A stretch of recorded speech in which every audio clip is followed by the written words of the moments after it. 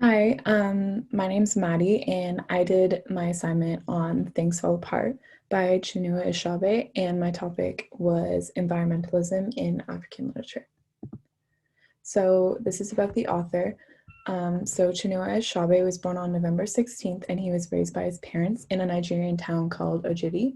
His fascination with traditional African cultures and world religions drove him to change career paths, and he chose to study English literature, and he originally had won a scholarship to study medicine, but his his pride and his want to indulge himself in world religions drove him to switch to English literature. His book, Things Fall Apart, is such a staple in African literature because Ashabe confronts the fact that most European authors refer to Africans in literature as savages, and his target in writing this book was to perceive African people as realistically as possible. And in an interview, he said, see other human beings as human beings. So this refers to the fact that many European authors do not portray Africans as they should and as equals to the authors, basically, the Europeans. So yeah. So the summary of the book, I'll just do it quickly. The story confronts the outside pressures of colonialism as well as the interior pressures of a man named Akonakwo. And Okonkwo was a tragic hero who valued manliness and dominance, and he carries a burden of shame in his father's way of life and strives to be everything his father is not.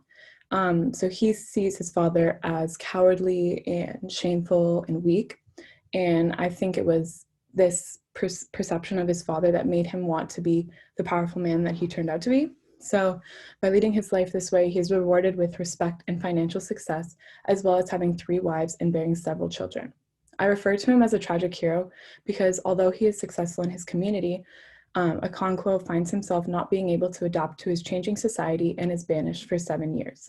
And he was banished for violent behavior. This is a quote about Okonkwo. So he had a slight stammer, and whenever he was angry and could not get his words out quickly enough, he would use his fists. He had no patience with unsuccessful men, and he had no patience for his father. So this quote basically encaptures how he was so violent and how his violence was motivated by the shame of his father. So environmentalism within the text, I focused on spiritual environmentalism because that was very important to the Native people. So in terms of environmentalism within the story, nature is sacred, and within the village of Umofia, where the story takes place, Ashabi describes the natural earth elements as present in the characters' lives as anything else, because the natural elements were extremely valued to them. And he talked about the week of peace, which infers that the people believe the earth to have human traits where it needs rest before a big event. And the week of peace was a time where they wouldn't touch the crops and nobody would work on the crops because after the week of peace, they would harvest all the yams and the crops for the harvesting season. So the Igbo people look up to the gods and nature's will, and the god, like for example, the goddesses of earth and fertility, god of thunder, a sun god, a harvest god, and an oracle of the hills. The Igbo people also believe that their ancestors' spirits live on within their lands, as well as tell many folklore stories regarding wildlife and Earth's natural elements. So another example of the earth being sacred to them. And a quote about the week of peace is that we live in peace with our fellows to honor our great goddesses of the earth, without whose blessings our crops will not grow.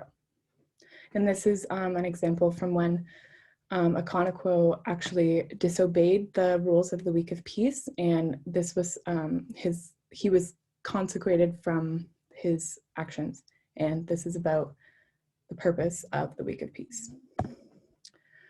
So more environmental symbolism within the text. So a main point in the story that Ashabi addresses is how the Christian missionaries took it upon themselves to degrade the beliefs that the natives had in their environment's power and spirituality. So they tried to force onto the natives the idea of only one God, which was Christ, and they deemed the idea of spiritual meaning tied to nature was meaningless and laughable. And Ashabi portrays that violating nature and native values was a huge enforcer of colonial exploitation. And he uses this as a reference to how the natives are degraded in the way that they believe, and that their faiths don't matter to like somebody who only believes one way. And they were trying to push out the native beliefs and enforce Christianity onto the native people. Yeah, and then these are my discussion questions. So the first one is, how do you think the natives of Nigeria would react to the Christian missionaries' influence, and would this change agriculture in small native villages? And the second one is, do you think books like We Fall Apart bring awareness to the destruction of environmental spirituality in native villages? And in what ways can native spirituality be preserved? So yeah, thanks for watching.